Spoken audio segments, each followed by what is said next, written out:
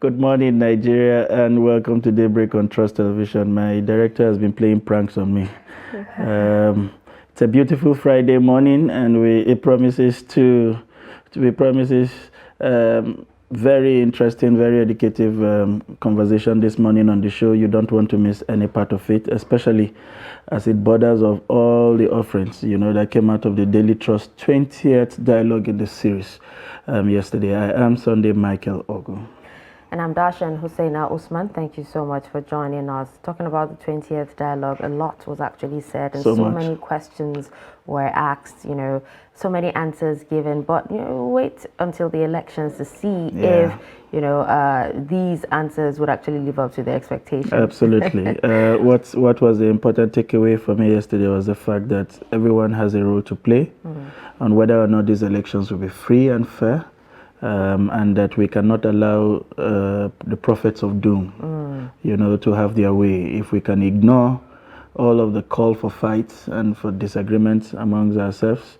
Unity is very important. Yeah, we will be the biggest winner in the elections, not the politicians. We would now move straight to the highlights this morning. New Naira notes, we may push for your arrest. Baja warns Emefiele. Northern groups allege plot to scuttle 2023 elections. And states run by professors, others didn't experience visible improvements. Obasanjo. All right, let's take a look at the details of these highlights.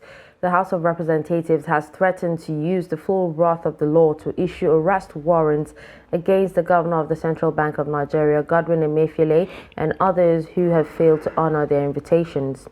The Speaker of the House of Representatives, Femi Gbajabiamila, expressed his anger over the refusal of the CBN governor to attend the meeting with the ad hoc committee led by the House leader, Alhassan Adodogwa, on Wednesday, which was later rescheduled for Thursday.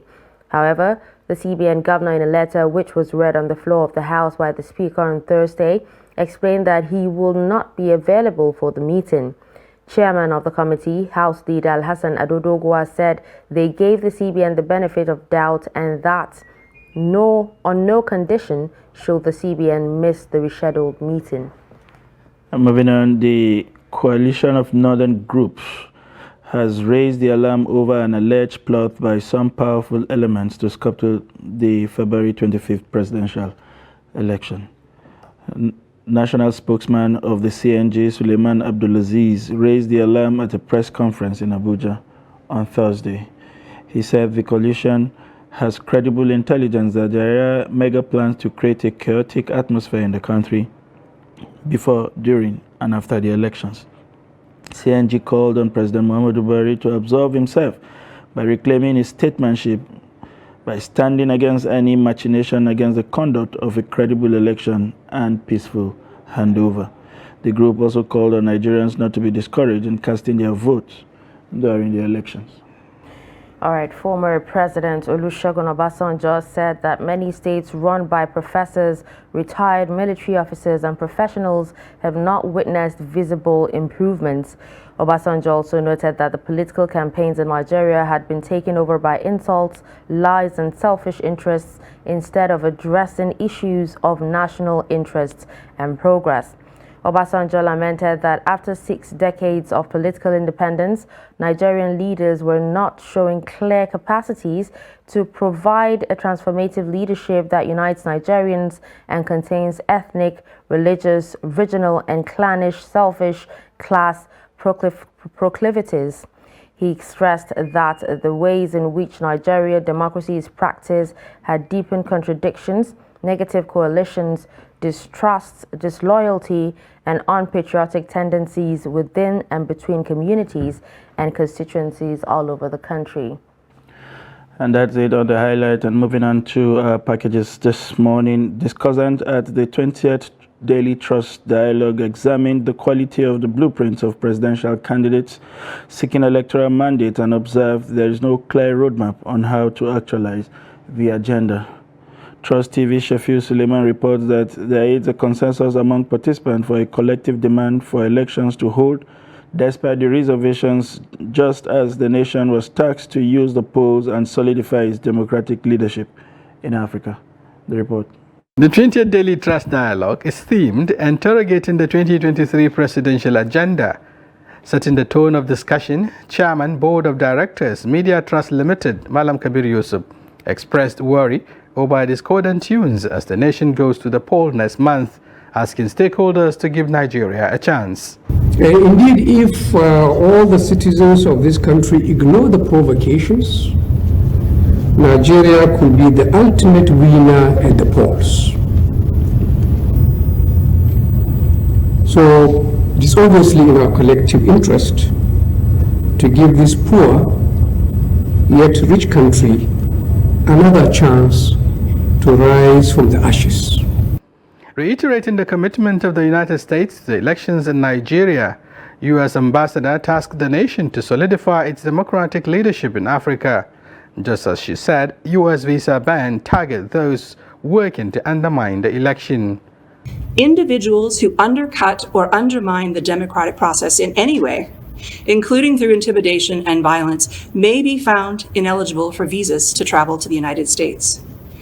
We have taken steps in the past to impose U.S. visa restrictions against those complicit in undermining the electoral process, and you may have seen that Secretary Blinken announced just yesterday that we have identified specific individuals for such past actions.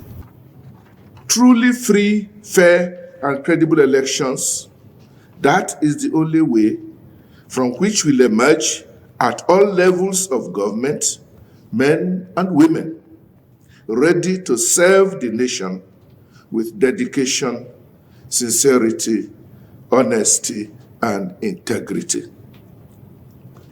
Interrogating the agenda of the frontline presidential candidates, the panelists raised questions on the structures and actions plan of the flag bearers to execute their promises in the face of existing factors undermining the actual growth and development of the nation. It's nice for the political class to scare us as much as it has been done today, with the likelihood of everything going wrong within the period of an election. It's the responsibility of every government in power to ensure at this moment that the country is in a state in which we can actually have an election. Simply because whenever anybody takes an oath of office, they place their hand on the Bible or Quran to swear to uphold the Constitution. They don't place their hand on the Constitution and start swearing to uphold the Bible or Quran. We can buy competence, we can buy capacity, we cannot buy character. So as we plan to vote, please look at the antecedents of the candidates. Yes, none of them is perfect. There is no secret in the conduct of public affairs in Nigeria. Most of us know what's happening. We know those who are stealing, we know how far the stealing goes. We may not know all. Nigerians will go to the polls on the 25th of next month to elect a new president and members of the National Assembly. But the political atmosphere is consistently becoming uncertain due to comments by political actors and the frightening insecurity in some parts of the country, even as the electoral umpire and security agencies remain positive about the conduct of the elections. Shafiu Suleiman, Trust TV News, Abuja.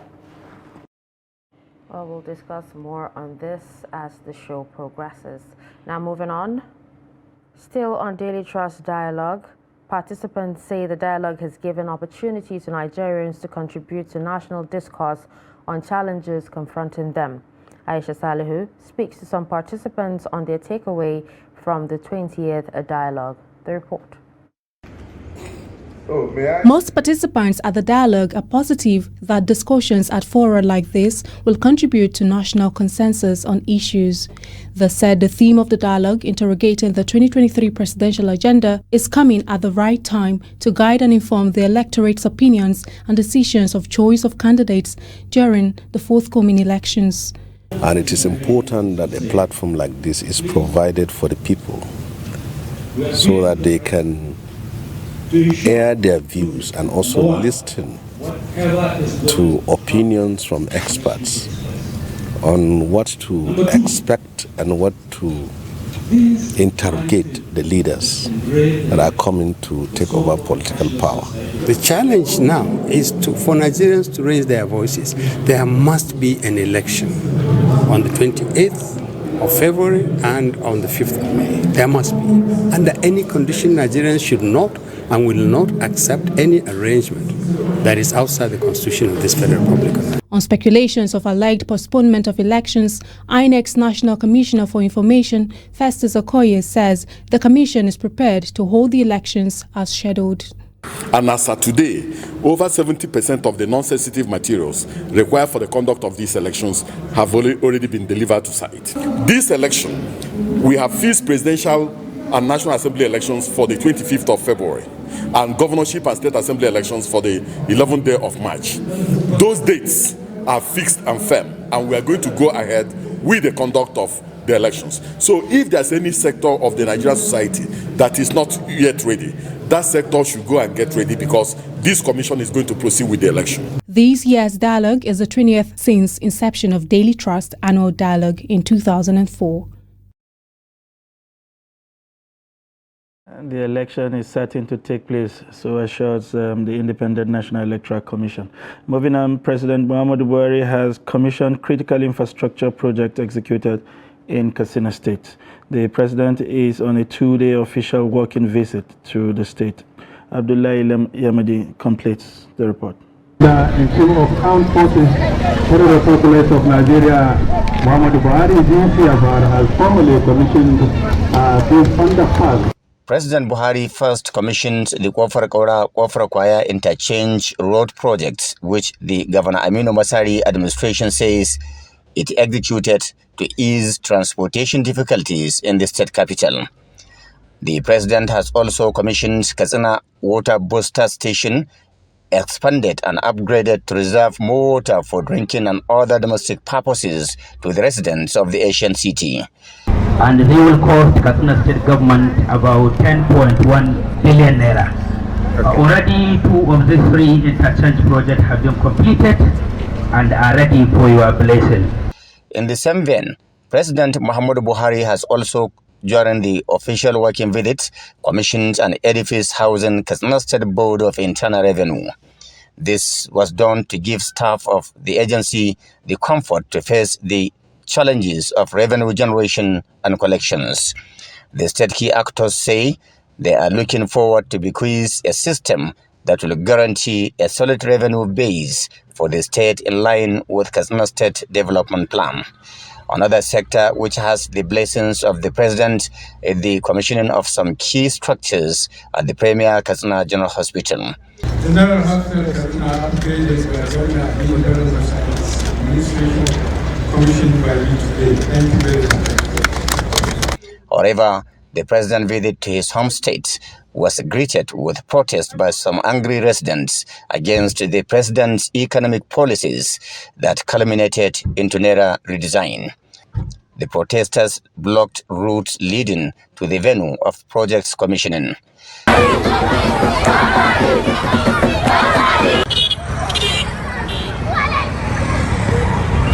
The protest is coming a month to presidential and National Assembly elections. Abdullahi Ismayamadi, Trust Television News, Katsina.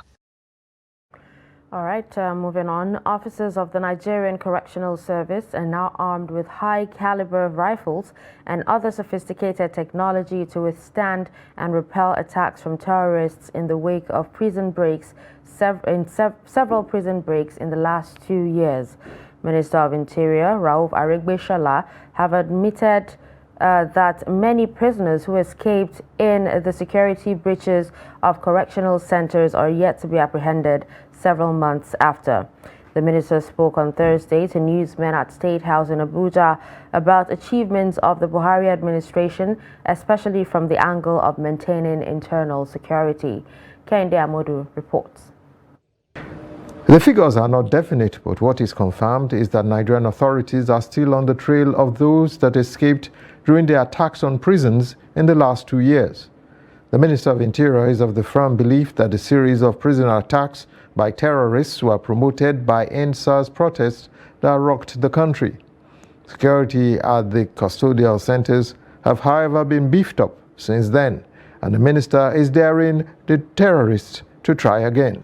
It will be difficult for anybody to attack our facilities. You may not know that some had attempted, and we have sent them back to their makers. So and just take it. It's no longer game as usual. We are fortifying. We are equipping our men to on their own defend those facilities, and the sister agencies that we have are equally upping their capacity to protect and defend our facilities. And we are improving the design of our facilities to make it almost impregnable. Away from security breaches at custodial centers, the Nigerian Immigration Service issued over 1.7 million passports in 2022 as a result of the desperation of Nigerians to travel overseas in search of greener pastures. By December 31st last year, we produced 1.7 million passports. In the annals of Nigeria, that has not happened. And those who say, booklet, as I'm talking to you, we have over 200,000 booklets in our store. So we have enough booklets. We are not denying the fact that there are challenges, there are human-induced challenges. But I want press people to know. It's not for the reasons that people claim glibly. Those Nigerians who renounce their citizenship. So far, we have registered a total of 309. Between 2006 and 2021, 150 Nigerians renounced their citizenship. In 2022 alone, 159 Nigerians renounced their citizenship. Meanwhile, the Minister of Interior has promised that full digitalization of the Nigerian passport processes will be completed before the end of the tenure of the Buhari administration. Full digitalization is expected to completely eliminate bottlenecks encountered while processing passports and end racketeering in Nigeria. From State House, Abuja, Kehinde Amudu, Trust TV News. Moving on to help Nigerians in rural areas meet up with the deadline to return old Naira notes to commercial banks by January 31st, the Central Bank of Nigeria has deployed a team from Abuja to remote areas in the northeast. The CBN team was in the northern part of Gombe State for the currency swap program. Ibrahim Ismail brings us the report. The CBN team visited Tuku Market, the local government area of Gombe State, northeast Nigeria, to make the newly redesigned Naira notes available to residents of the area. There was, prior to this visit, a scarcity of the newly redesigned Naira notes in the area. Not surprisingly, some Nigerians who swapped their old note with the newly redesigned notes are delighted with the development. I swapped 10,000 Naira notes. I would endeavor to swap the remaining old notes in my possession by tomorrow or so. I urge others to do the same before the deadline.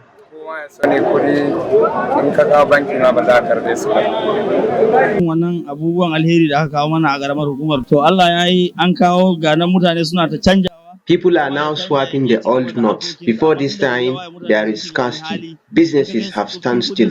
But now, we have the redesigned notes. We thank God.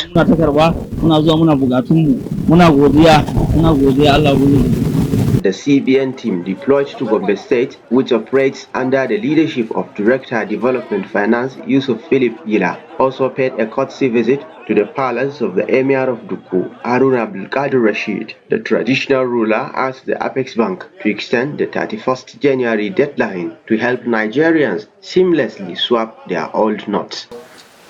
Whatever comes due is always difficult for people to invite, difficult for people to buy it. But people have started realizing their mistake, and that's why they are coming out en masse to see that they change their currency. So there's a need, if possible, for the bank to give another grace period so that people can actually, you can mop up whatever is left of the old currency. Many see the deployment of special team of the CBN to rural areas as a laudable tactical maneuver. But with the Apex Bank's deadline just about a week away, there are those that believe that the move has been left too late in the day. From Gombe, Ibrahim Ismail reporting for Trust TV. In continuation of his Renewed Hope campaign, the APC presidential candidate Bola Ahmed Tinubu and his vice Kashim Shettima on Thursday urged Benue voters to trust them with their votes in next month's presidential election. In turn, they are promising to make life better for them through improved security and a better economy. Jamie Adzande has the report. Supporters of the All Progressive Congress, APC, gathered at the popular Ape-Aku Stadium in Makurdi to welcome the man they believe will be the next president of the country and his deputy. In his address, Tinubu assures the Benue electorates that he and his team will make Nigeria a better place for them and the rest of the country. If you vote for APC, your headache is gone. If we bring hope back to the IDP, that is the end of misery. Leader of the APC in the state, Senator George Akume, welcomes the campaign delegation and extols the leadership qualities of the presidential and vice presidential candidates of the APC, whom he said have the capacity to rescue Nigeria. Vote APC, you will never regret. You continue to laugh and laugh and laugh. You are right. Continue to celebrate. Continue to celebrate. Governorship candidate of the party and leader of the Yes Father movement, Reverend Father Hyacinth Alia, also held the Tinubu Shettima ticket via a song he composed, while the DG of campaign APC all added their voices to the call for Nigerians to elect Tinubu and Shettima as president and vice. Let us make it as at all outings I said earlier,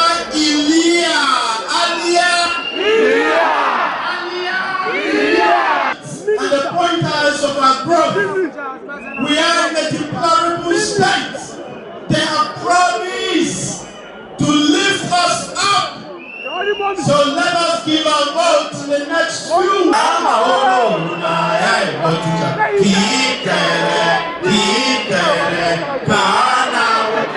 Excellency, our candidate, what you were saying, if I interpret it well, that you are coming as a reincarnation of Awolowo.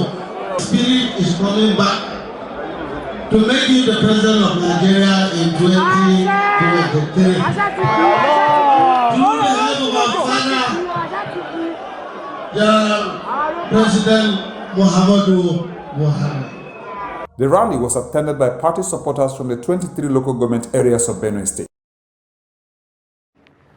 And that will be a wrap on our reports this morning. We'll take a short breather. When we return, we'll take you straight to the newspaper review.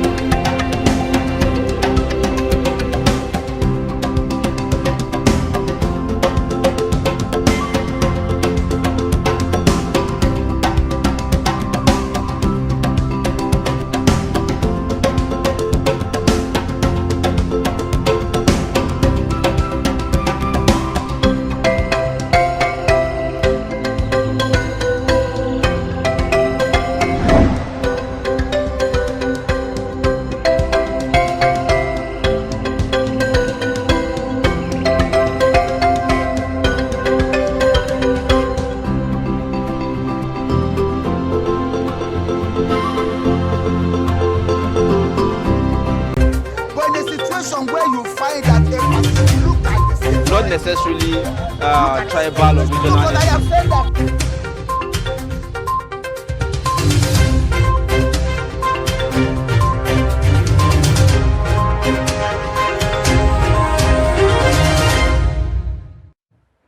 All right, welcome back and thanks for staying with us on Daybreak this morning. It's now time for the newspaper review. Let's take a look at what the front pages are saying. Now we'll start with Daily Trust newspaper, and we have the lead story, which is on the 20th Daily Trust Dialogue. Candidates' blueprints cannot solve Nigeria's problems, says panelists. We also have writers that says two major parties lack ideological identity, says Onayekan.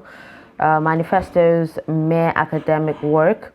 There are more desperados than Democrats among candidates, says Kabiru Yusuf. We have full confidence in INEC, says US. Now more stories. We foiled 66 attempts to hack FEC virtual meetings, says federal government. Troops neutralized 84 terrorists in northeast-northwest, rescue 122 victims in 2 weeks. Details of that can be found on page 51. Death toll from Nasarawa bombing rises to 40, says Governor Sule.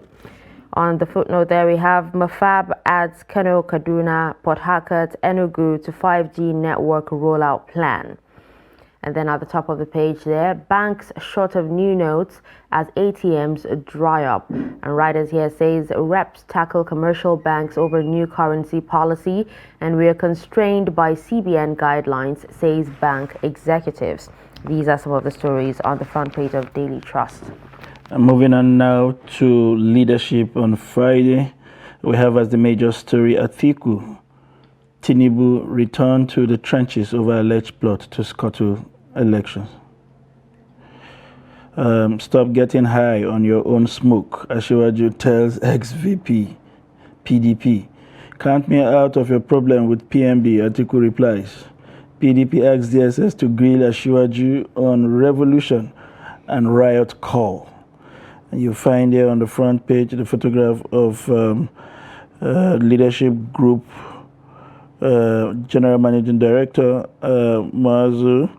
They're presenting a nomination letter for the 2022 Leadership Governor of the Year to the Kaduna State Governor Nasir El-Rufai.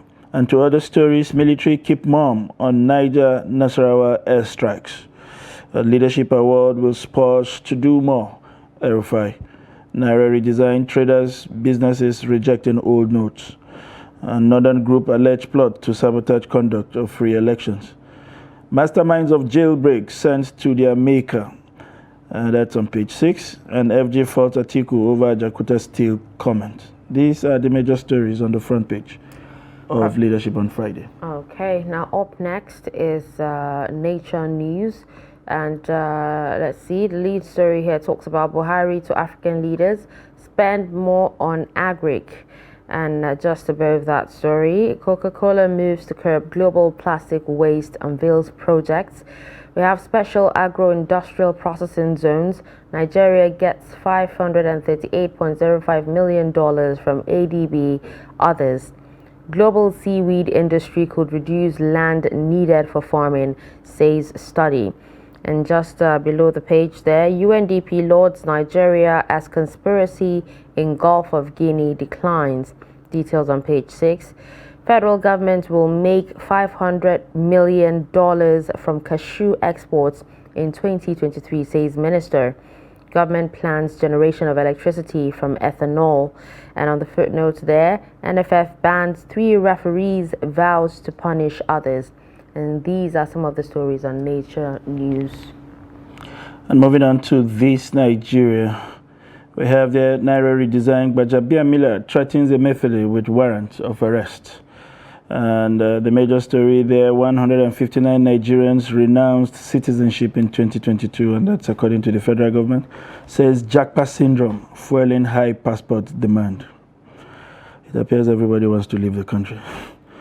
And to other stories, 267 terrorists surrender as troop kill 157. Police confirms 28 herdsmen, several cattle killed in Nasarawa bomb blast. Obasanjo, Wike, Fayemi calls for deepening of democracy in Nigeria. And alleged 5 billion fraud, ICPC rearrest ex-JAMB register, Ojarinde.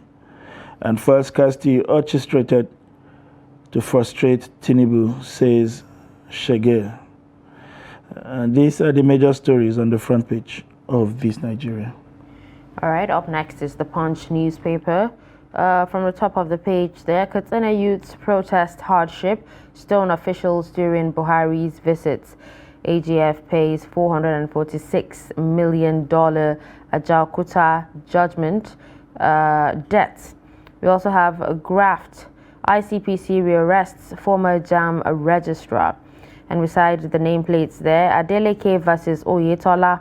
Tribunal rules today. Police warns troublemakers. Now, the lead story here talks about mega churches, schools, bar old Naira note payment offering. Now, writers on that story says new notes shortage forces banks to shut ATMs. Customers demand extension. Reps threaten Emefiele with arrest, insists CBN governor must obey summons. Law professor sues CBN.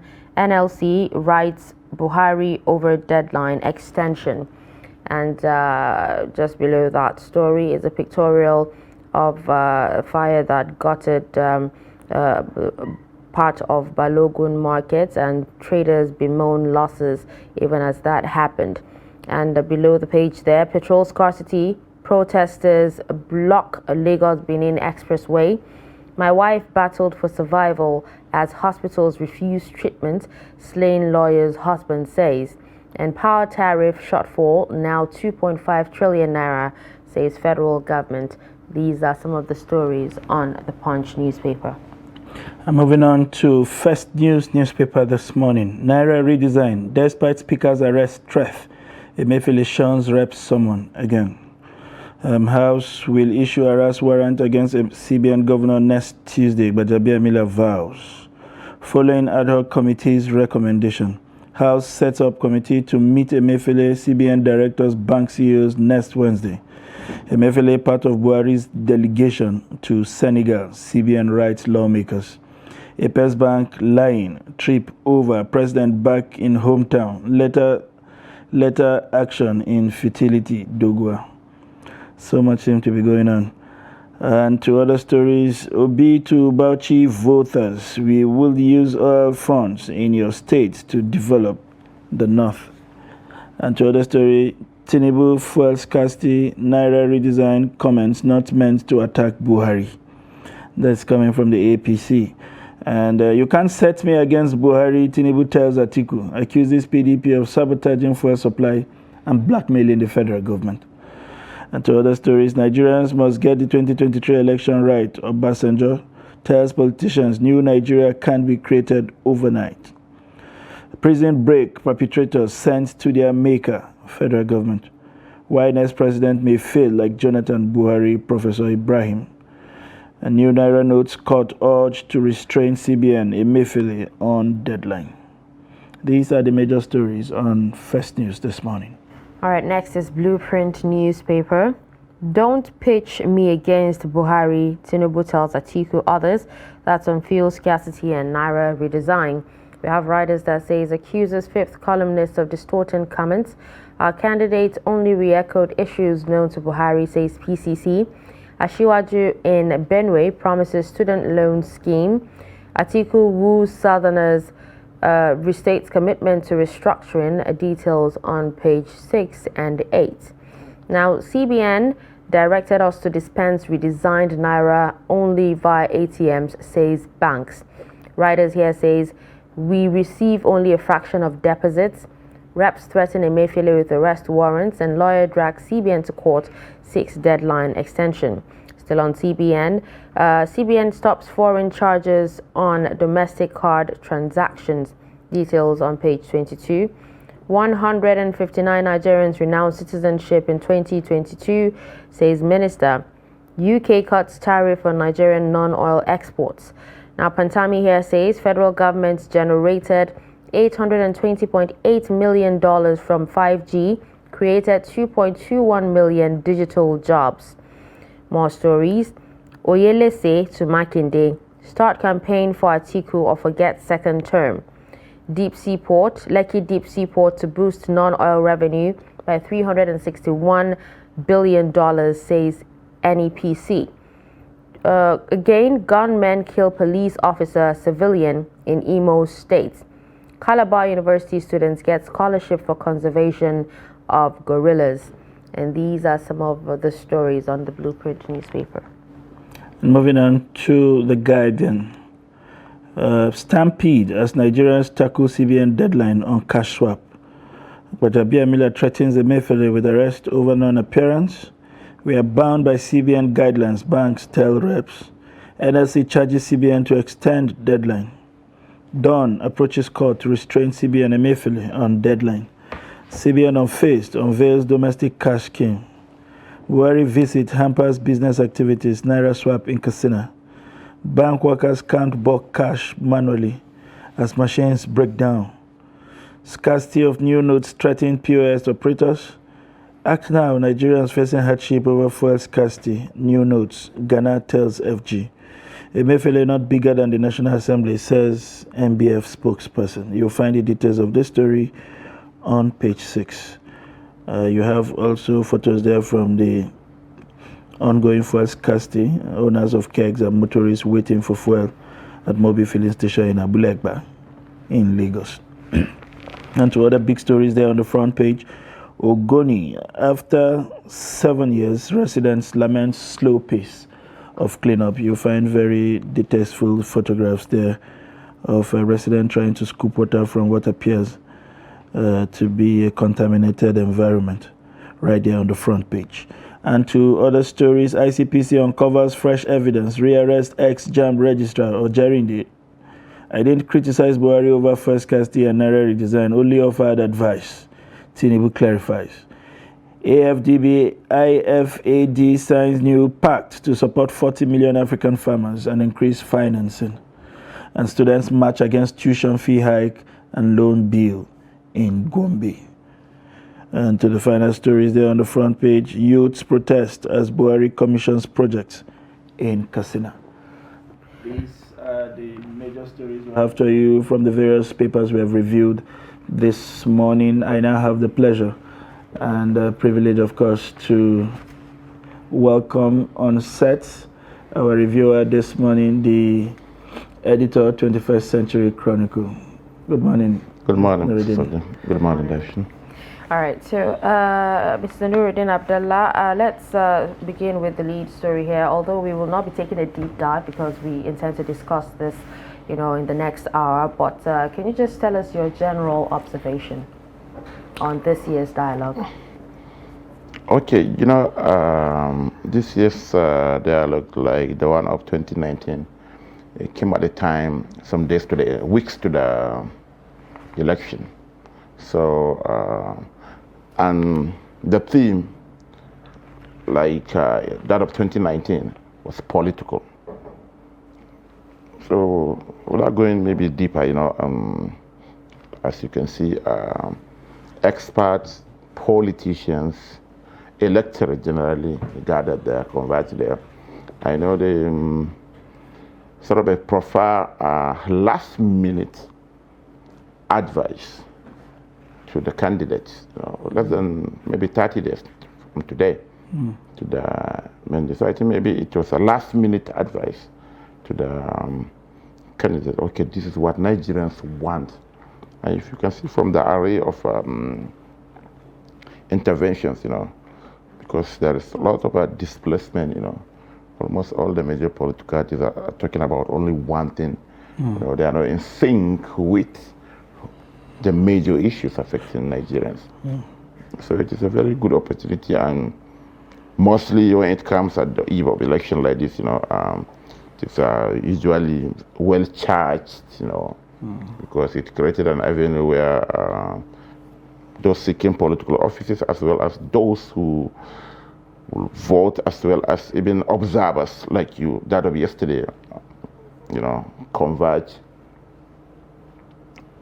cross-fertilize ideas and seek the way forward. as we did promise, we'll be bringing you more of these details. Of course, you'll be hearing it from Nuruddin Abdallah at the next hour. We'll look at other issues that made the front pages at this moment. The cashless wahala and the redesigned Naira seem not to be going away. Daily Trust reports about the ATMs drying up. On The Guardian, we are looking at Stampede, in some of the locations as people just to return their old money. What do you make of all of this development around the cashless policy in the last 24 hours, especially in the face of the Speaker of the House of Reps threatening to issue an arrest warrant on the Apex Bank Caesar? Okay, the confusion that enveloped the country, when people thought that it's only the rich are going to be affected, they are wrong. Because maybe, like the president's mind, he believes everybody is a civil servant. We have 218 million Nigerians. How many of this percentage? Less than 10% are public servants. I think. Majority, more than 60% of this population, eke out their living from the informal sector. Majority of this engaged in the informal sector are not even captured by the banking sector. Go to Kano, go to places like Kano. And even where states, because the economic reality, insecurity and what have you. Take Borno, for instance. Out of the 27 local governments in Borno state, banking presence can only be 10 in 2. I'm quoting the governor here. Only in Maiduguri metropolitan local government, as well as Biu. No banking presence in the entire 25 other local governments. Go to Kaduna, for instance. If you are in Gwantu, Sanga local government, the border town with Benue State, Nasarawa State, and Plateau State, you have to go to Kapanchan. And how many banks do you even have in Kapanchan itself? Or Jos? It's the same story all over. Go to Kano. Go to Kasor Singa in Kano. Go to Kantunkwari in Kano. So it's a very beautiful development, but the political aspect deliberately inserted into the program as loud as blood is what is crippling it. There is nothing wrong with redesigning the Naira for security, whatever and whatever. But it's a simple thing. You have a deadline. After the deadline, the machines will be dispensing the new notes. You can only get new notes at the bank halls. Then you phase it out gradually. That's what obtains elsewhere. And you can see even the confusion is getting deeper, that a ruling party's presidential candidate is speaking like an opposition candidate. A ruling party's candidate is accusing the opposition party candidate of creating these problems so that to sabotage him or to edge him out during the elections. So look at the confusion. And the presidential villa is mom. Well, suffice it to say that the president on several occasions has insisted that this would happen and there is no going back. Apparently, the Caesar is just yielding to the body language of we're back to the era of body language, maybe. But away from this, I'm sure we will continue to keep tabs on this development. Tuesday feels like eternity, for a lot of people to do what they have to do. It's gratifying to see that some cash swap programs have taken up in some places, but there is still so much more to happen. Yesterday, I saw a very interesting bet there because somebody said he's in the filling station. They will not take old note after he has queued for nearly 8 hours to get to the point of purchase. But that's it. This gory photograph on the front page of the Guardian newspaper. If our producers will kindly help us, put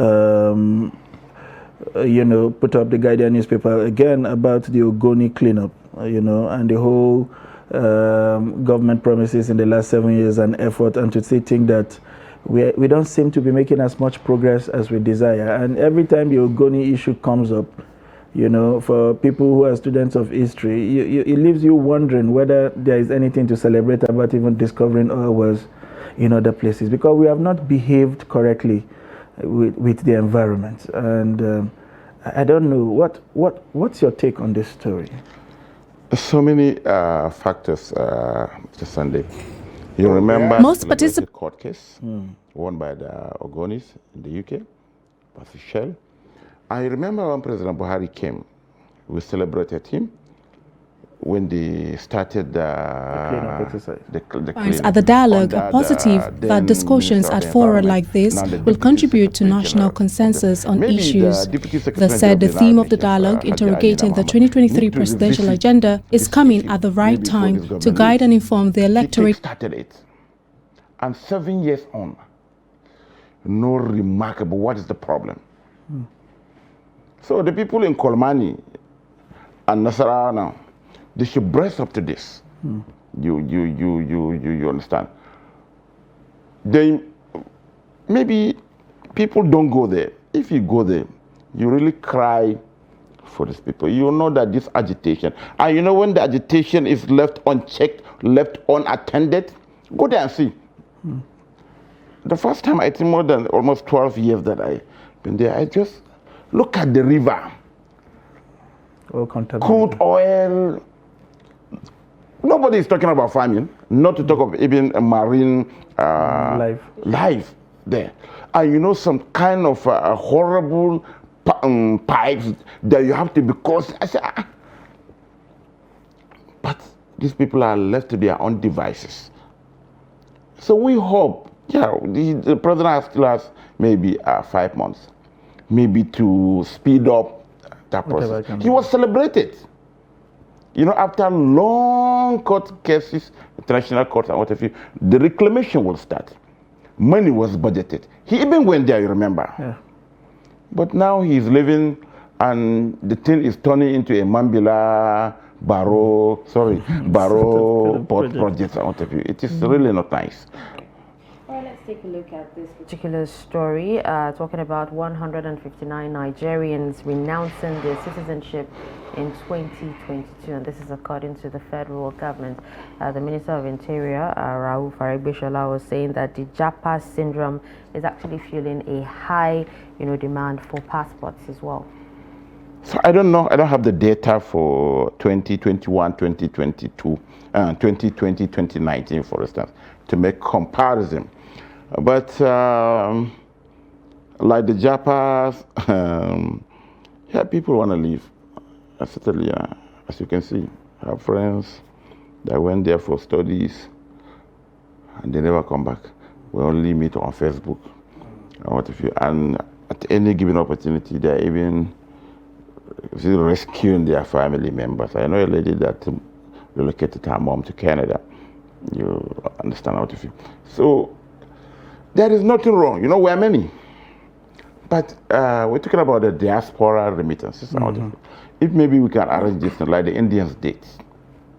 Even in Nigeria here. We have Ghanaian, when we started, we have Ghanaian teachers. We have Indian, Pakistani doctors. We have Indian doctors, and what if you, and what does it mean? Yeah, we pay them well, but we pay back their country in hard currency at that time. And even now, it's human capital development. Train more doctors, let them flood Africa, provide service. Nigeria should get some percentage on what they earn there. There should be that arrangement, you understand? It's a very good and welcome development. But as you can see, take UK for instance, our doctors are flocking to UK. Just last month, health personnel in UK embarked on a strike. Ambulance services, they embark on a strike. So it's a normal, so what we just need to do, there are certain, I think our problem is just like some certain plug-ins that we need to reset. When we set them, generality, a typical Nigerian is not ambitious. The villager in Kauranamoda or in Jigawa State, for instance, in Babari Jigawa, for instance, or in Vadekia in Benue, what do they need? Feeder roads. They are mostly they rely on agriculture. After the harvest, the truck can ferry out their produce to the market. A PHC, one nurse, they don't want a doctor or whatever. Standard PHC, they have paracetamol. There is a maternity attendant that will attend to their wives when they deliver. Give them anti-snake bites, anti-malaria and whatever. When it is season, give them fertilizer. Do one secondary and primary school you can still Asarok, they don't bother. But they were denied all this. The worst part of it, even though you don't give them no health facility, no feeder roads, no fertilizer, no whatever. They can't even stay in their own poverty because bandits, gunmen, what have you, are chasing them away. So that's the reality. So if you can provide the basic, people will be happy. But unfortunately, the basic that you don't need much to provide will not work. So that's why I said there are certain plug-ins that we need just to reset until we get going. Interesting. We would look at one more question before I let you go there. The Friday leadership is saying that the military keeps mum over Niger Nasarawa airstrike, but in a similar development, the military is also reported to have neutralized about 82 bandits in another report. Why are we quick to give numbers of those neutralized when there are casualties that we cannot explain what is now beginning to look like an unfortunate reoccurrence? So I think this attitude, there was a press conference about the DHQ yesterday, I think, where they mentioned surrounded and whatever. I don't know why they were not asked, principally. This is some of the problems with the military. Accidents do happen all over the world, but you have to own it up. We're talking about 38 innocent lives, bombed to death. You understand? Their lives matter. True. Keeping mum will not solve the problem. And look at it. We're talking about the Benue Nasarawa axis. Already, if you read the report yesterday, they said that some state officials instigated the military to launch that aerial attack. So what does it mean? More stories, unfortunately, if care is not taken, they come out from there. Even though the Nasarawa governor was there, he was people. But you understand the dimension that thing is taking. These are pastoralists whose cattle were arrested by anti-grazing guards of Benue State. They went there, they paid a fine of over 20 million, got some parts of the cows, about 1,000 of them, loaded into trucks, drove for more than 100 kilometers. It was at the point of disembarkment that the bombs started flying. So I don't know the coordinates the military use. And if, for instance, you see maybe some people in certain areas moving, even on bandits don't move their Russell cows on trucks. So I think the earlier the better, the military come out clean on this. If it is an accident, we know what happened in Ran. We know what happened in Yobe. We know what happened in Zamfara not long ago. That's right. You understand?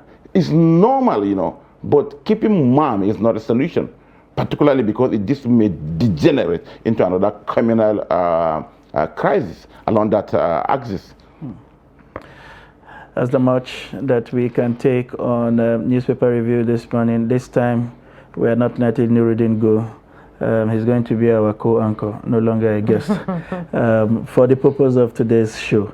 We'll take a short breather. When we return at the top of the hour, we'll bring you all of the latest. Please stay with us. But in a situation where you find that they look like the same, not necessarily tribal or regional. Because I have said that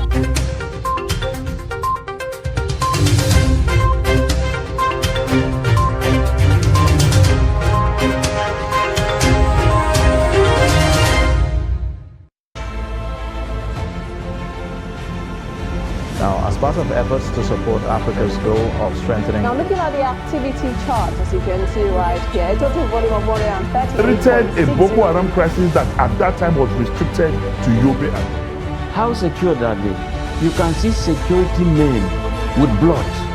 This is the road leading up to the Already, if you look at English squad, you are looking at EPL, you are looking at their names. You are not looking at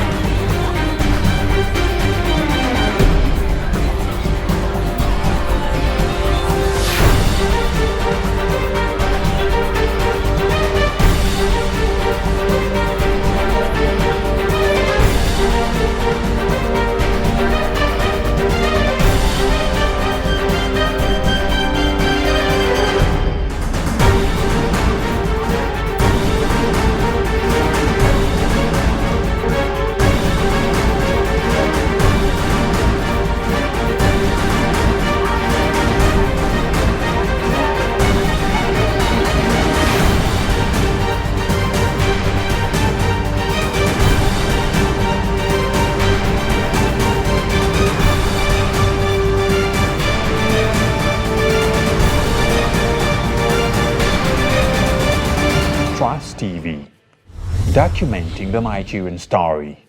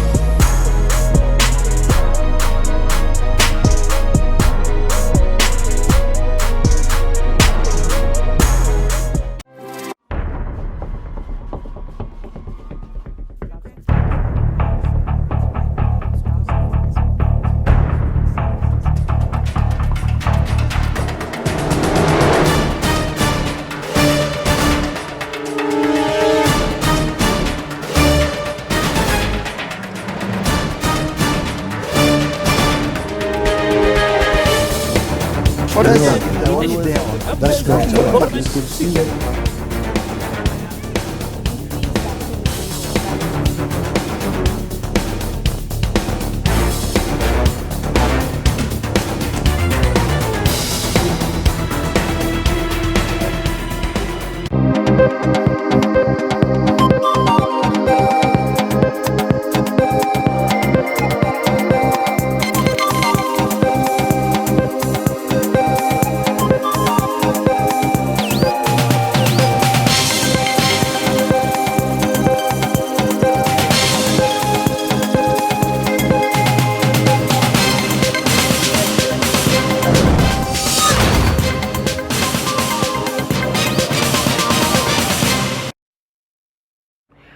Welcome back and thank you for staying with us. If you're just joining us, you're watching Daybreak on Trust TV.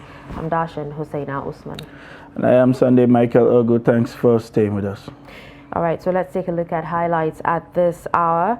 New Naira notes. We may push for your arrest. Baja warns Emefiele.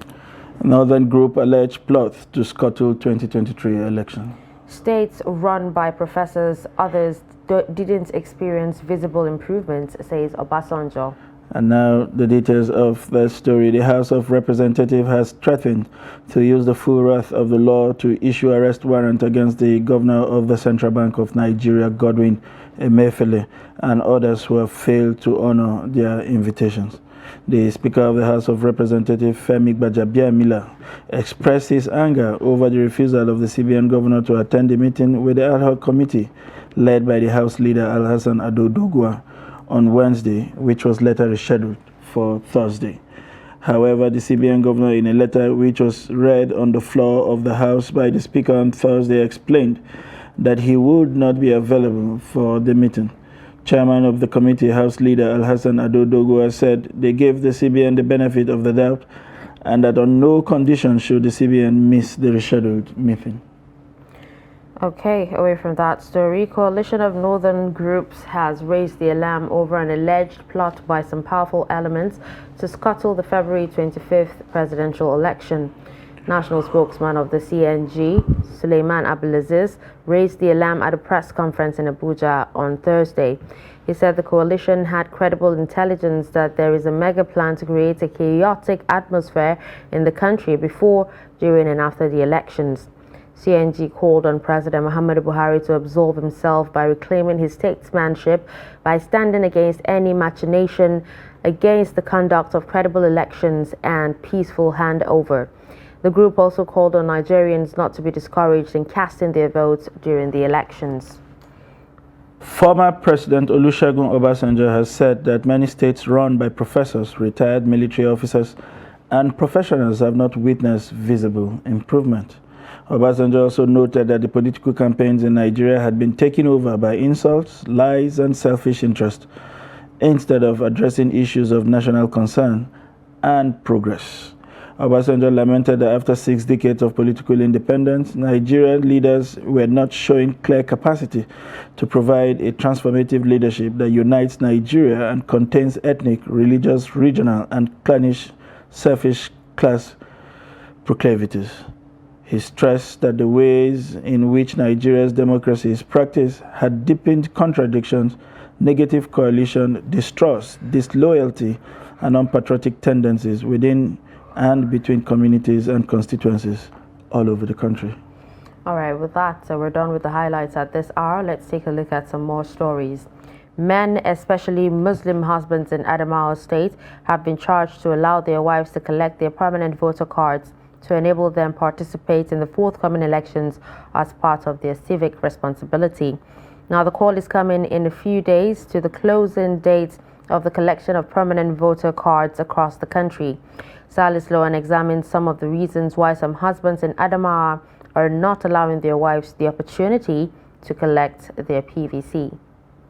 A sizable number of women in Adamawa may not get their permanent voter cards to enable them partake in the general elections due to some factors associated with the card distribution, as Trust TV found out while monitoring the process in some collection centers in the state. Some men said their decision for not allowing their wives to go and collect their PVCs may not be unconnected with the continued frustration associated with the card collection process. However, some of them hold a contrary view on the matter.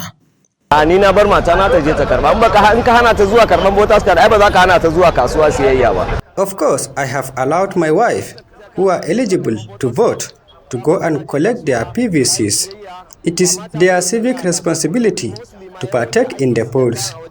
So I see no reason for some other men not to allow their wives to exercise their franchise.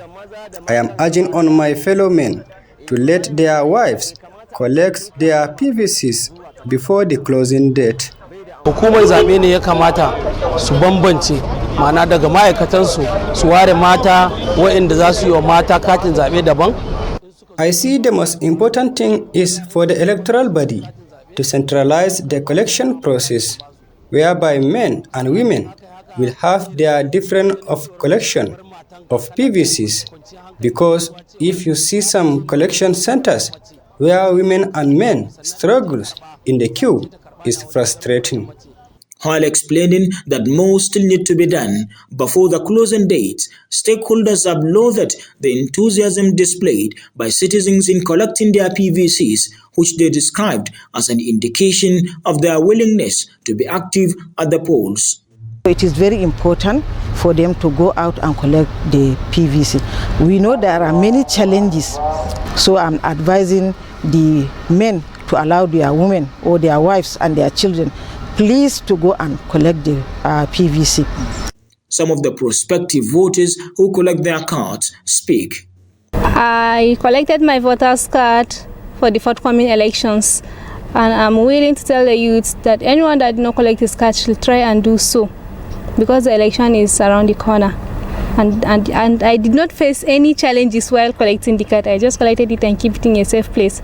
And I'm calling on the youth, most especially around, that have not done so, to collect their voters card, because it is very important. Nigeria depends on you and your vote counts, especially students who have suffered a lot of things around school and strikes all over should go and collect their voters card. INEC in Adamawa said a total of 505,937 permanent voter cards have so far been collected, with 253,774 yet to be collected. From Yola, Silas Lawan, Trust TV News. And on to other issues. To help Nigerians in rural areas meet up with a deadline to return old Naira notes to commercial banks by January 31st, the Central Bank of Nigeria has deployed a team from Abuja to remote areas in the northeast. The CBN team was in northern part of Gombe State for currency swap program. Ibrahim Ismail brings us the report. The CBN team visited Tuku Market, the local government area of Gombe State, northeast Nigeria, to make the newly redesigned Naira notes available to residents of the area. There was, prior to this visit, a scarcity of the newly redesigned Naira notes in the area. Not surprisingly, some Nigerians who swapped their old note with the newly redesigned notes are delighted with the development. I swapped 10,000 Naira notes. I would endeavor to swap the remaining old notes in my possession by tomorrow or so. I urge others to do the same before the deadline.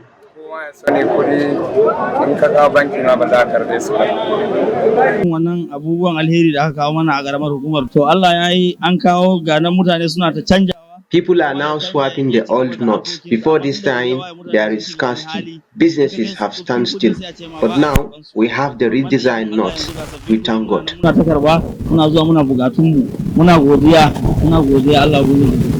The CBN team deployed to Gombe State, which operates under the leadership of Director Development Finance Yusuf Philip Yila, also paid a courtesy visit to the palace of the Emir of Duku, Harun Abdulkadir Rashid. The traditional ruler asked the Apex Bank to extend the 31st January deadline to help Nigerians seamlessly swap their old notes.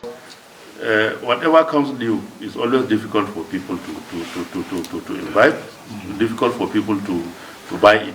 But people have started realizing their mistake, and that's why they are coming out en masse to see that they change their currency.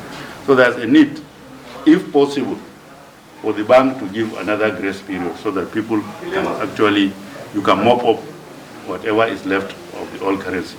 Many see the deployment of special team of the CBN to rural areas as a laudable tactical maneuver. But with the Apex Bank's deadline just about a week away, there are those that believe that the move has been left too late in the day. From Gombe, Ibrahim Ismail reporting for Trust TV. Well, President Muhammadu Buhari has commissioned critical infrastructure projects executed in Katsina State.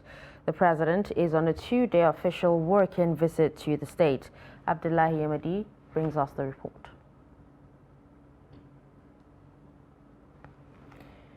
All right. In view of armed forces, Federal Forces of Nigeria, Muhammadu Buhari, has formally commissioned this underpass.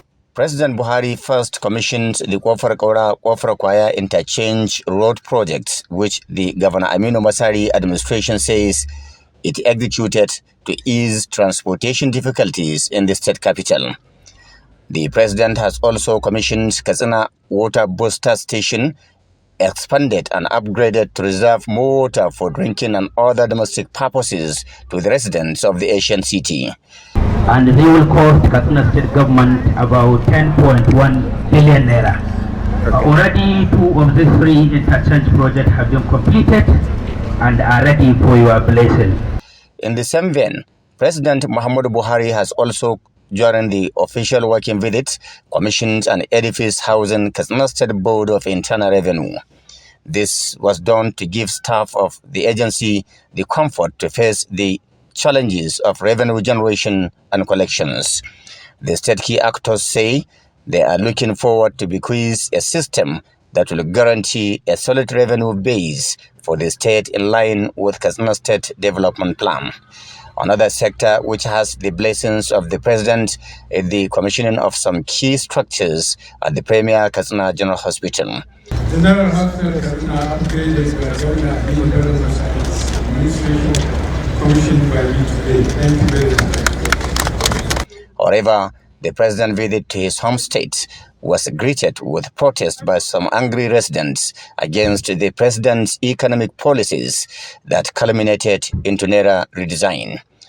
The protesters blocked routes leading to the venue of project's commissioning.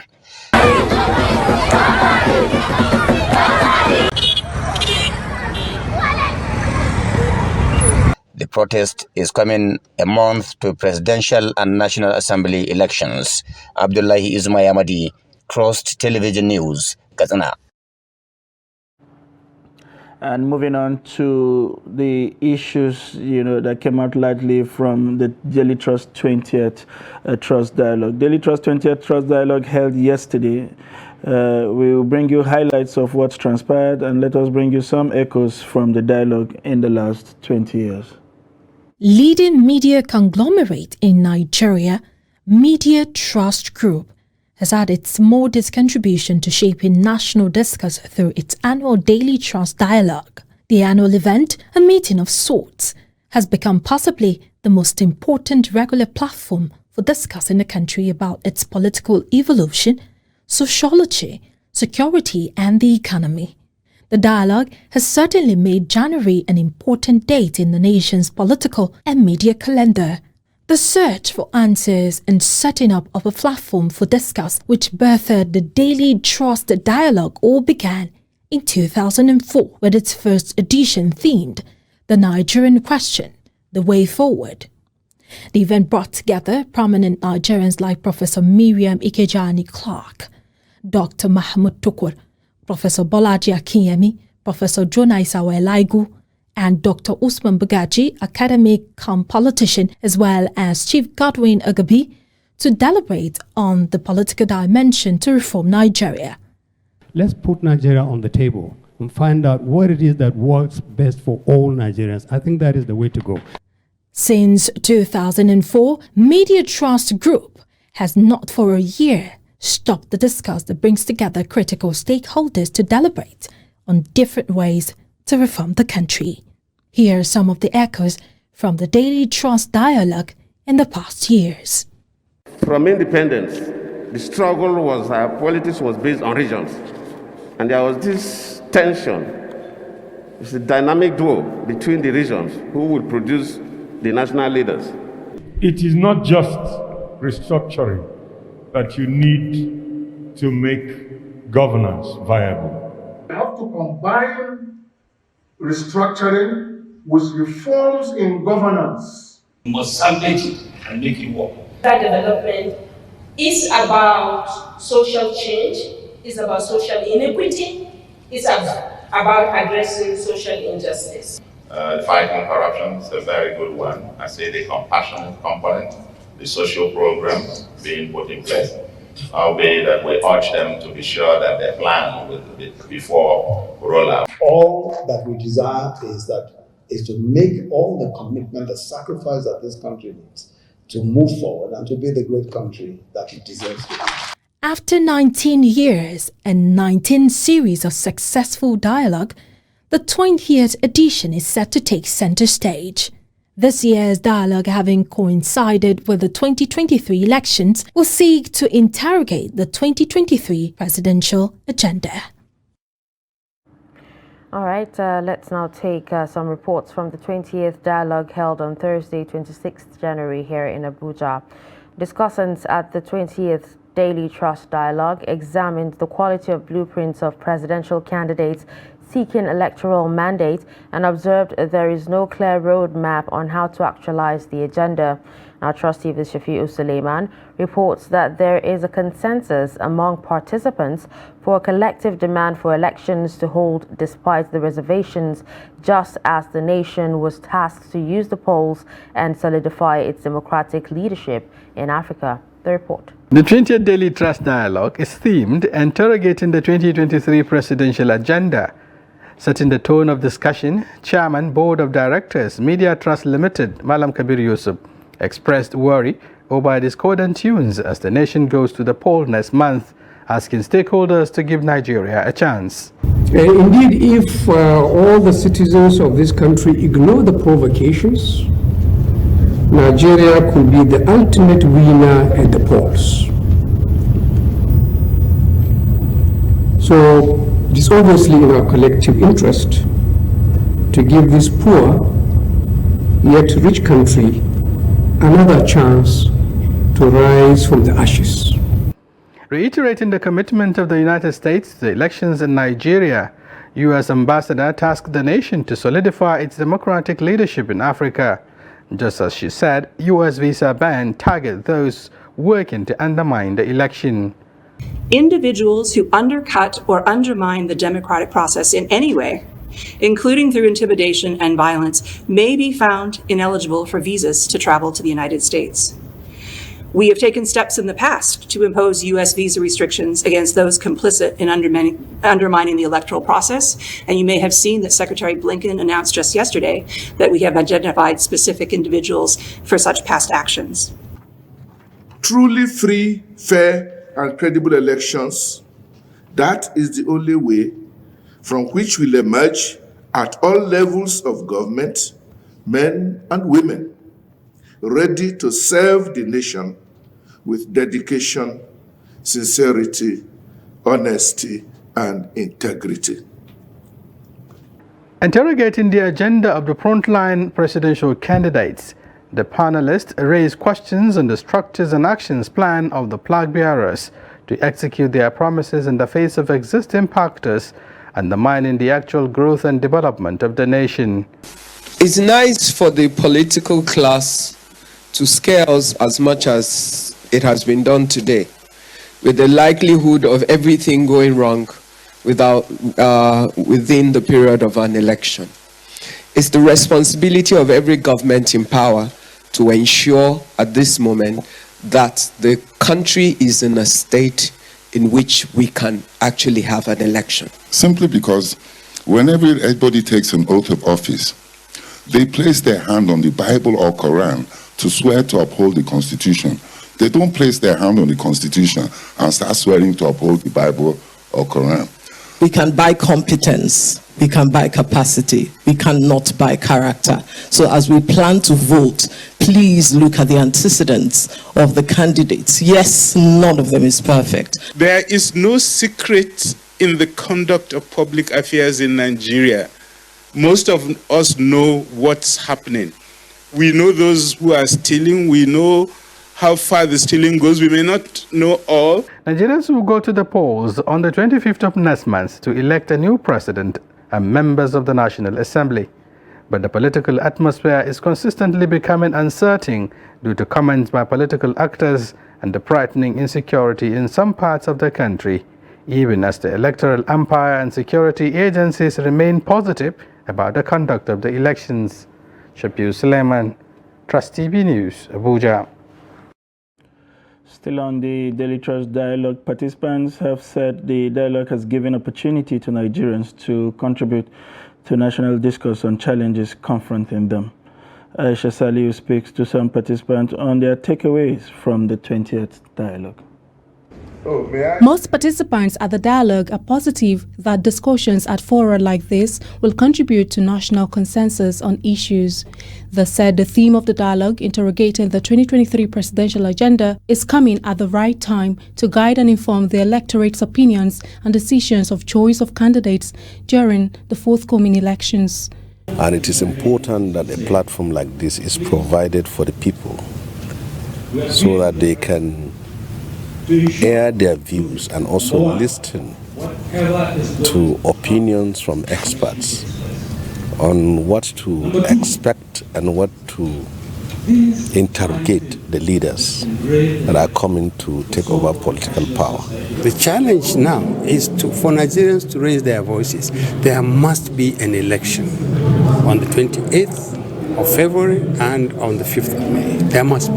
Under any condition, Nigerians should not and will not accept any arrangement that is outside the constitution of this Federal Republic. On speculations of alleged postponement of elections, INEC's National Commissioner for Information, Festus Okoye, says the commission is prepared to hold the elections as scheduled. And as of today, over 70% of the non-sensitive materials required for the conduct of these elections have already been delivered to site. This election, we have fixed presidential and National Assembly elections for the 25th of February and governorship and state assembly elections for the 11th day of March. Those dates are fixed and firm, and we are going to go ahead with the conduct of the elections. So if there's any sector of the Nigerian society that is not yet ready, that sector should go and get ready, because this commission is going to proceed with the election. This year's dialogue is the 20th since inception of Daily Trust annual dialogue in 2004. Well, other speakers also highlighted the issues bordering on the 2023 elections. Take a look. Voter apathy is simply as a result of the type of politics we practice in Nigeria. It is sort of connection. If you don't know anybody, you cannot make any headway. And that is not politics. I read Government, who became political science in Ahmadu Bello University. I graduated in 1974. But what I see going on is not the type of politics that I learned in the university and I saw in other places. If you are not connected to a governor, you become nothing in your life. That is not politics. No matter how brilliant you are, it is absolutely nothing if you don't know anybody. Unless we change the way and manner we do things in Nigeria, we will continue to go down. It's not about those people who are seeking for leadership alone. It's about Nigeria and Nigerians. And they must say no to being used to perpetuate violence among and against themselves. They must say no to all the kind of atrocities that have followed the activities of we politicians. Because every time we come, promises are made, election after election cycle, those elections are not fulfilled, and leaders are not interrogated at the end of it, and Nigerians just keep quiet and go back to the same election cycle. We end up electing and becoming, hostage to the problems that we have gone through year after year. So in a nutshell, the democracy in Nigeria must work and be anchored on rule of law. The institutions that operate democracy, the three significant ones, the executive, legislature, and judiciary, must be allowed to function effectively in accordance with the laws of the land. Because we don't allow them to function properly, or at least those in charge don't operate them in accordance with the law, that is why the problems we see go on in Nigeria. The final point I want to make is this. INEC, Festus is here, my good friend. Unless we start up with free, fair, and credible election, everything else cannot work. This is a very interesting dialogue. How many people living here can say, yes, that election is going to hold with confidence? And that is why we are here, perhaps to cross mind and assure ourselves that that election is going to hold. I'm not sure I can go here confidently that that's why the insecurity that we have been witnessing in this country has continued even up to the last night. The guns that are in the hands of the youths who know nothing about shooting are enormous. And it was all watched and distributed by perhaps those who ought to have recalled all the arms that are in hands of unlicensed people, as it used to be said those days. Now it's a common tool in the hands. We are going to battle with what? Technology in this voting time. Even America, sophisticated as it is, they are not using the system we are going in. Interrogating the 2023 presidential agenda, the policies, the programs, and the manifesto. If you don't have a Nigeria, you can't even talk about policies and programs or manifestos of these parties. The fundamental question we're asking now is the question of inclusiveness or exclusiveness. Societies that were great have failed because of excessive exclusion. So is the question that the panelists should address, is there an attempt in 2023 to guarantee inclusion of all people, a manner of tribes in Nigeria, or is there an attempt to exclude a segment of the society which will guarantee lack of peace, and these young people will not even have a future if this country runs into anarchy? And I want to ask the Madam Kabiru and all our northern people, let history not repeat itself. In 1936, a northerner was ruling and we had an end to democracy. In 1984, a northerner was ruling, we had an end to democracy. In 1992, a northerner was ruling and we had a truncation of democracy. In 2023, a northerner is ruling and we're talking about truncation of democracy. Let this not happen in Nigeria, because it will doom a whole people and a segment of society. Every northerner must ensure that Buhari and the electoral empire runs a credible election and ensure that there is transition of democracy in 2023, so that we don't have history on our side counting negative. What a fitting way to usher us back into the studio. We still have with us Nuruddin Abdallah, the editor of 21st Century Chronicle. Do I need to welcome you back? You have listened quite extensively to the submissions that was made yesterday at the 20th dialogue. And starting off with the last speaker there was quite a number of apprehension in the room about feelers, about the elections not holding. It started gaining traction, I think 2 days ago, when the APC presidential candidate talked about fuel scarcity and the Naira redesign being, what would I call it, ploys to scuttle the elections. And now these conversations are beginning to pop up here and there, despite repeated assurance by the president at various forums, home and abroad, and including the INEC, that they are ready for the elections. What comes to your mind, and why do you think at every point in time, we keep saying our elections is a crossroad? We can only decipher that properly if you go some months back. You remember there are even some legal luminaries. I remember Chief Afe Babalola. One and another senior SAN, what is his name, the call for interim government. Remember this correctly. These are legal luminaries. They are the totem pole of the legal profession, and they are making these public submissions. Then what do you expect a layman in Kano, Jigawa, Maiduguri, Katsina, Ala, Ibonya, whatever you talk about? And immediately after that, the president was in Saudi Arabia, and he cleared the air that he was not contemplating third time. he swore with the Holy Quran. I remember he was addressing Nigerians living in Saudi Arabia, that he swore with the Holy Quran that he will not, I think his words, he will not do anything outside the Constitution. But Obasanjo wanted to get the Constitution amended to include his third term.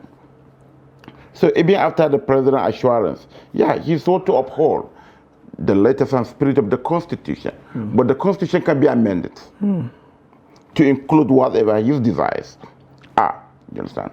That is it. A fortnight ago, the INEC chief was at Chatham House, London. In unambiguous language, he said the election will hold. You understand? As scheduled. The president said that earlier, and what if you. Then the discordant tunes coming out from some quarters, people that should know. Then some 24 hours ago, in Abeokuta to be specific, a ruling party's candidate, Aswaji Bola Ahmed Tinubu, publicly declared that the perennial energy crisis rocking every nook and cranny of the country, the deliberate confusion over the banknote swap, old and new Naira notes, whatever, it were all plots to sabotage him. He spoke in Yoruba, as usual of him. If he wants to hit a certain people, he will use the other language. You understand? You remember it was the same Abeokuta that we had Olule, Emeloka, Olule, whatever, you understand? Some hours after that, then people started asking, if it were Atiku that saying this, understandable, or my comrade, or Mole Sori, or Al Mustafa, or any other parties. But this is the ruling party's candidate complaining of a policy by the government he is part and parcel of. He said them. Okay, them. So hours later, you know, we see damaging, we see fire brigade approach, you know, to London, done to macromanage what the ruling party's presidential candidate said. In Benue, he accused his opponent, his major opponent, Atiku Abubakar, of masterminding the fuel crisis. We don't know. The last time Atiku was in government was May 29, 2007. Talking about 12 straight, 16 years ago. So we don't know the magic that Waziri Adamawa is using to manipulate a system he left 16 years ago. That's by the way. Then what of the money swap? So what is happening actually is the layman on the street will say, okay, if there's something in the oven, if there's something that is being cooked elsewhere that we don't know, if there's Aswaju will complain, then who else? Okay, well, in addition to, you know, the participants and panelists, you know, talking about the candidates not having a clear roadmap, you know, talking about their manifestos, you know, there's something the former Katsina State Governor Alhaji Ibrahim Shema actually said. He said all candidates have similar agendas, but not the central issue. You know, only promises, you know, of elections, you know, and all that. But one central issue he's talking about is unity. Do you think since these candidates cannot even unify, you know, their party members, they will be able to unify the country? So that's a bigger question, you know. And coincidentally, saw him speaking, you know. He's speaking, he's completely a reformed person now. Because you remember when he was going for second time, you remember all the statements attributed to him. Thank God now that His Excellency has reformed. He's now a full-blown Democrat. Yes, but that should not be the yardstick. We are going for elections.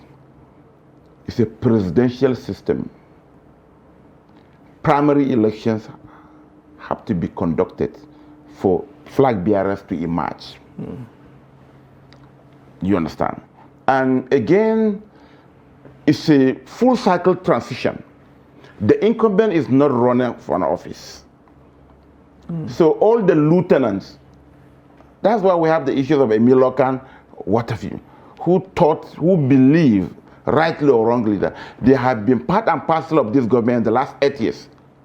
They should be given a free space to test their popularity among the party stalwarts and pick the standard of the party. As usual with the third wall, you can't come out of it. Even during the Second Republic, the Shagari, what have you, even though during those areas, it was better managed. There was no G5. The PDP is still battling the outcome of its primary. Somebody lost, was defeated. And ever since, he went gaga. So that cannot stop the politicians from going for the general elections. They can't be stopped. Even the ruling party, there are some elements who contested, like you can say now, where's the vice president?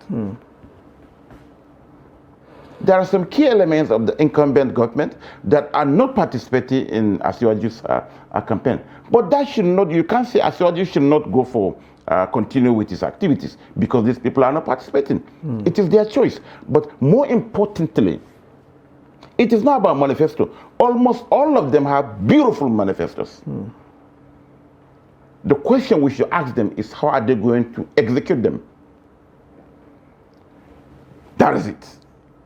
We saw some of them on television, Okay, you say you want to jack up our IGR from XYZ to ABC and what have you. How? It's like one governor, the Olipompotic governor. He did 1 trillion budget. I interrogated the budget. His IGR plus his FAC allocation are less than 300 billion. Less than 200 billion. You wonder why you have... You understand? How, with the deficit of over 700 billion, how are you going to fund it? He said FDI. How? There is no any document, no official can explain to me how that FDI comes. So the problem is not Obi has beautiful manifesto, Konkoso has beautiful, Ibn Shore has beautiful manifesto, not talk of the frontline politicians, but how are they going to execute them? Are they willing? Do they have the capacity? Buhari has beautiful manifestos. He has a blueprint for Mambila. Where are we on Mambila? He has a blueprint for Barroport. Barroport has been done, commissioned, but where is it today? So these are the issues. And more importantly, where is the money? The ASU, we just came out of the ASU problem. Almost 70 to 75 or 80% of the public universities have jacked up their prices for more than 200%. How are you going to approach this? Whoever comes has to face ASU again. Or are you going to turn the university education into the private university we have? Nile, Base, Abti, and what have you? So these are the issues. It's a large population. Nobody is even talking about population. None of them in his blueprint is talking about population explosion. We are 218 million. And to hit 400 by you understand? How do you plan this? People need to zip off, for instance, but they're not talking about it. Interesting perspective there, and zipping up the Nigerian special situation. Little wonder why President Obasanjo is saying in Port Harcourt that it appears that retired soldiers and professors have not given us the kind of country that we want. But another issue that came to the fore yesterday was a comment made by Dr. Eugene and also supported by Professor Jibrin, which is the National Assembly, talking about other components. The two alluded to the fact that whoever will emerge the president would not be a sole administrator. It does appear that the country is completely fixated on presidential candidates, forgetting that there are other very important components to this election, the National Assembly and the governors. Why is it so? I must say, it is not even the National Assembly. I was discussing with a friend, I think 2 days ago. He came from one of the northwestern states. I asked him, what is the budget of your state? He doesn't know. But he knew that the federal budget is 21 trillion. Yeah. This activists, the expert, even the dialogue itself, the concentration is about the presidential election. We forget that the country is set up in such a way that we have 3 tiers. Yes, the central government controls almost 50% of what comes to the federation account. But we have 36 state governments with 74 local governments. Don't forget, yes, we do have about 460 members at the federal parliament, but we have 36 state assemblies. Nothing is going on. As of yesterday or the day before yesterday, the constitutional review, the amendment. Do you know what is happening? About 2/3 of the states have responded. You know, they have sent back their report on the key issues. Talking about the amendment. Autonomy for the state legislature, autonomy for the state judiciary, so that they should be on first-line charge, and autonomy for local government. Majority of them, like they did during the last assembly, they rejected them. Why?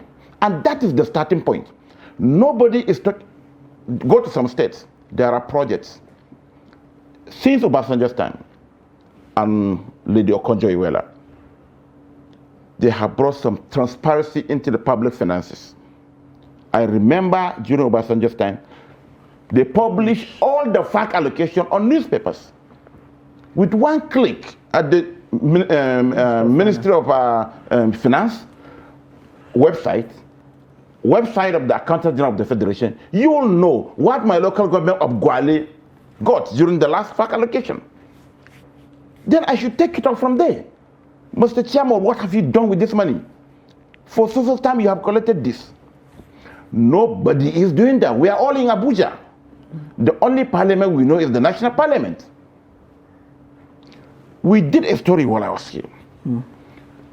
Apart from getting the money these people expended, over 90-something% of the bills passed by the 36th State Assembly, without exception, were executive bills. When you are talking about rubber stamp, go to the 36 State Assemblies. Some they don't even know how to write their names, or to even read something. Some are even doing it in Hausa, but even to write it, they don't even know. Why? That is the starting point. All right, well, there was this question a particular student asked, in the dialogue, during the dialogue, talking about leaders of tomorrow. He talked about, how do the youths actually know the one or the candidates with integrity, since, all of them seem to be talking about the same thing. They will do this, they will do that, they will end insecurity and all that. How do they know which ones to pick, the one with integrity to pick, and how can the youths vote wisely? And it actually reminds me of something that was still talking about a historical gap between this generation and the previous generation. There seems to be a missing link, and also considering the fact that history isn't even taught in some of these schools.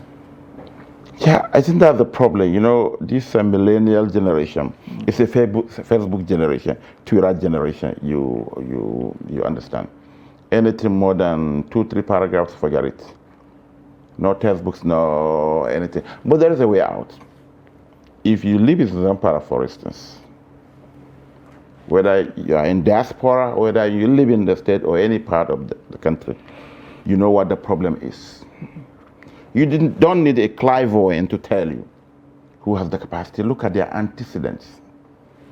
It's very important. There is this Hausa saying, see, if somebody says he will give you a cloth, look at the one he's wearing. In mutum zai baka riga ka duba ta jikinsa. You understand? So that is it. So it's easy. There are some people that were accidentally catapulted into power, and they made a big mess of it. Civic education. Thank God it has been introduced back to school now. So you know who are the qualities of leaders. If Mr. A is parroting X, Y, Z, and what if you ask him how we're going to do it, he'll keep quiet. Go to the state, for instance. I'm concerned about the state, local governments. That's what. How many people are in Abuja? You understand? If you look at this thing now, ask your local government chairman, you have gotten this. Your workforce is this. So what have you done with this, and this? That is the starting point. If you ask today, even the NGOs have all moved to Abuja. National Assembly, National Assembly, National Assembly. Go to the local government level. If Mr. Sunday is the local government chairman of, let's say, Amak, and he knows that every month after fact, NGOs will write letters and what have you, and threaten to take him to ICPC, EFCC, he will sit up. The same thing if we replicate this thing across the country. And even at the state legislature, go to the speaker. I remember I was doing a story here. I asked my correspondents, get me the approved budget of the states. Out of the 36, I got less than 5. I said, but we are a reporter. I have the federal budget. They said that it is not there. It's bulky. In fact, I got one guy from Northeast. I sent him money. I said, get the something photocopy. I will pay. Put it inside a commercial vehicle and I will take it in Jabi. And that's how it was done. I asked him, I said, go now, we do tons of stories. Because they know nobody is even asking for those documents. So as youth, for instance, we should use social media, to ask questions. Like my chairman in Gwale local government. Say, but the chairman, I will mention him, tag him, you got this, what have you done with it? Consistently, then he will be careful. And he will sit up and become serious. Interesting developments there. One more thing I would like you to speak to would be the comments of the U.S. envoy, who expressed delight to be part of that dialogue and how the envoy looks forward to that. But very importantly, she expressed the full confidence of the United States for INEC to conduct what they believe would be free, peaceful, and fair elections. But other very interesting additions to that declaration would be that they had already drawn up a list. They won't tell us who is on that list of people they would most definitely deny visa should they play any role in scuttling the electoral process in Nigeria. How reassuring is this threat? What was the significance? I mean, sitting and listening to her yesterday, some were of the view that this appeared like a subtle meddling. Others are saying probably that is the only things that our politicians are afraid of, because if they mess this place up, the alternative heaven is not available for them. What do you make of those comments? I think it's a welcome meddling or imperialism or what you call it. Nigerians, we like it. And we thank the United States for that. It is this, what you call subtle meddling, what you call it, that ensure free and fair elections, even in 2015. You remember the election in Ikiti in 2014? Remember how military? We saw a semblance of it in Oshun. We saw what happened in Koji, of these off-season elections. And I do. But immediately the United States brought a list. We saw seriousness in Edo, in Ondo. The people who mobilize talks, military men and whatever, in broad daylight, they all went into hiding because they said they are going to slam ban on anybody. So it's a very welcome development. And more importantly, you remember in 2015, during the tension and what have you, John Kerry was in Nigeria 3 times. And that's why, up till tomorrow, the Jonathan's people are saying that the U.S. sided with the opposition. And, you remember all the issues and what if you, when the president calls the White House, said the president will get back at you. The next day or the next hour, you will see a White House spokesperson saying that we are urging all stakeholders in Abuja to ensure a free and fair elections in 2015. That helped tremendously. And coming forth, what the US says, that is the only language they understand. Like you rightly said, all their investment is there. Most of the outgoing governors who are key actors, openly, you understand, they're behaving like garrison commanders. The moment they leave, take off. And in the US, stay in Dubai, the Interpol is there. If you like, go to Cayman Islands. The US is the police of the world. No hiding place. So it's a very good development. We thank the United States for that. Yes, if they don't fear us, at least God has created some people that these politicians fear now. All their children are studying abroad. Look at what is happening to former Deputy Senate President for 12 years. It can happen in Nigeria, rightly or wrongly. I'm not talking about the case itself. But it can happen in Nigeria. But it's happening in the UK. Ibori was set free by EFCC in Nigeria. He was arrested in London. In Dubai, rather, and taken to London. So, if you call it meddling, if you call it neo-colonialism or imperialism, is good for us. And that's why, whatever, we are not against colonialism, per se. We take the good part of it. During colonial days, there are no bandits. Electricity 24/7. There was waterborne. Interesting. Interesting analysis and perspectives there from Nuruddin Abdullah. We want to thank you for spending quality time with us in the studio, and I'm sure our viewers at home would have also enjoyed your invaluable submissions and insight into most of the issues that formed the various subjects that we touched on this morning.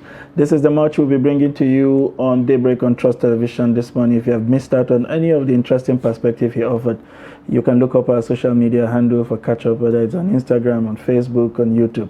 Do well to catch all the highlights and continue to interface with us for more interesting development around our polity. I am Sunday Michael Ogo. And I'm Darshan Husseina Usman.